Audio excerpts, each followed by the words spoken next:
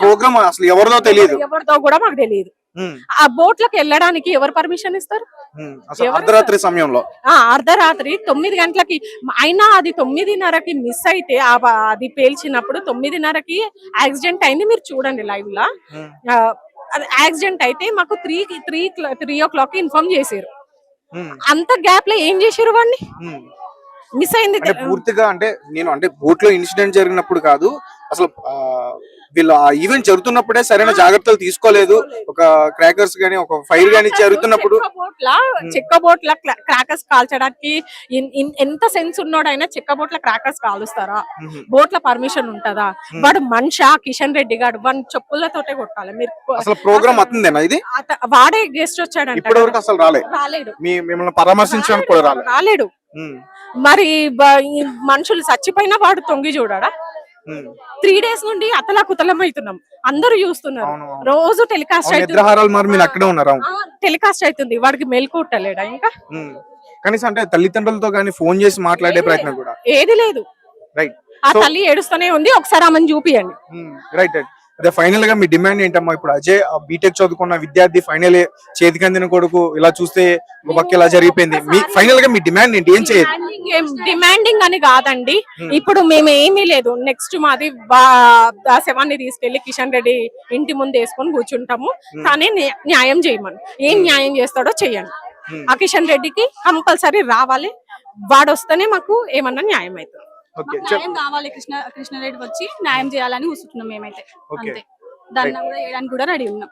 Okay, right, thank you అన్న. అసలు programme జరుగుతున్నప్పుడే సరైనటువంటి జాగ్రత్తలు తీసుకుంటే, ఒక బోట్ లోపలికి వెళ్ళి ఇలా ఫైర్ క్రాకర్స్ అన్ని కూడా కాలుస్తున్నారు, అప్పుడే జాగ్రత్తలు తీసుకుంటే అజయ్ చనిపోయే ఛాన్స్ చాలా తక్కువ ఉండేవంటూ కూడా చెప్తున్నారు. అండ్ ఇన్సిడెంట్ జరుగుతున్నప్పుడు కూడా వెంటనే వెళ్ళి అప్రమత్తం చేయలేదని కూడా చెప్తున్నారు. అసలు ఏం చెప్తారు దీని గురించి? దీనికి పూర్తి బాధ్యత ఇన్సిడెంట్ జరగడానికి వీళ్ళకి అసలు పర్మిషన్ లేదు. క్రాకర్స్ జరగడానికి దానికి సంబంధించిన ఫైర్ డిపార్ట్మెంట్ వాళ్ళు చెప్పారు మాకు పర్మిషన్ లేదు.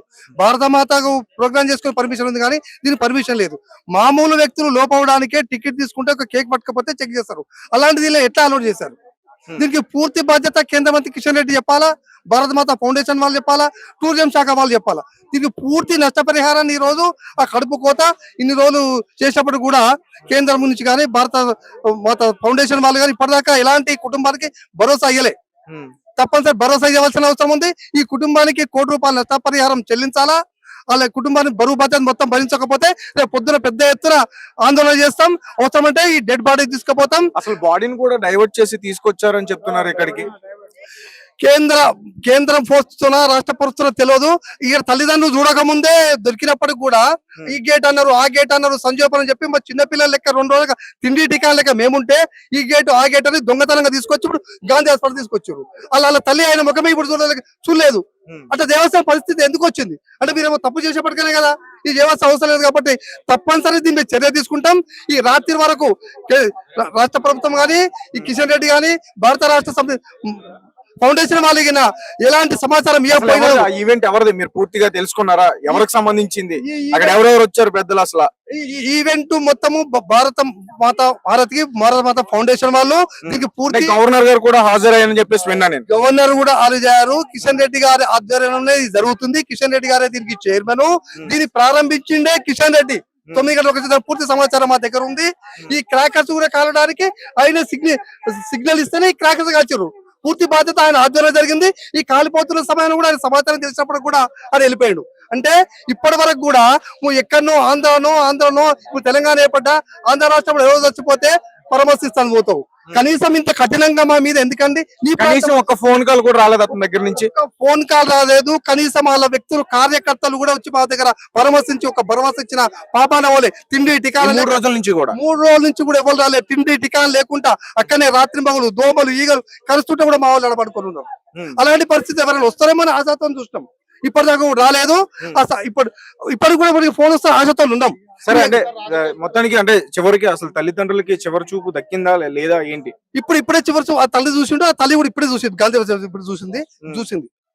సో ఫైనల్ గా డిమాండ్ ఏంటంటే అతనికి ఎవరైతే తండ్రి ఉన్నారో చేతికి అందిన కొడుకు బీటెక్ ఫైనల్ ఇయర్ అని చెప్తున్నారు.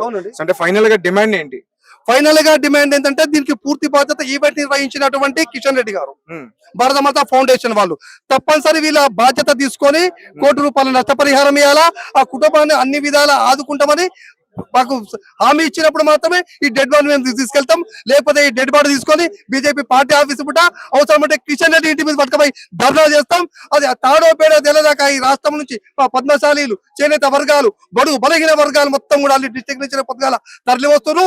ఇది తప్పనిసరి ఖబర్దార్ కిషన్ రెడ్డి. బడుగు బలహీన వర్గాలంటే మా ఓట్లు కావాలి, మీకు సీట్లు కావాలి, కానీ మొన్న ఇంత నిశ్చలతగా మా యొక్క సిగ్గు తీస్తున్నాం.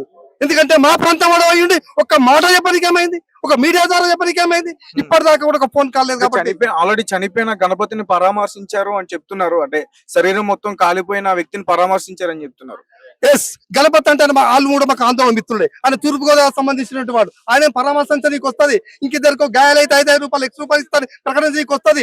మీ ప్రాంతం వాడు, మీ తెలంగాణ వాడు, నాగారం జిల్లా ఒక కడు బీద పరిస్థితులు అటో నడుపుకున్న వ్యక్తికి ఒక ఫోన్ కాల్ గానీ, ఒక మెసేజ్ గానీ మీ దూతల ద్వారా కూడా చెప్పినట్టు పాపన అవ్వలేదు అంటే అంత హీనంగా కనబడుతున్నామా? ఖబర్దార్. మా తడా కింద రేపు పొద్దుగాల చూపిస్తాం సార్. Okay right. అంటే రేపు పొద్దున్న బాడీని తీసుకుని వెళ్తున్నారా? బాడీ తీసుకొని వెళ్ళాము. మాకు వీళ్ళతో నేను సమాచారం వచ్చే వరకు కూడా చేస్తాము, రావాలి.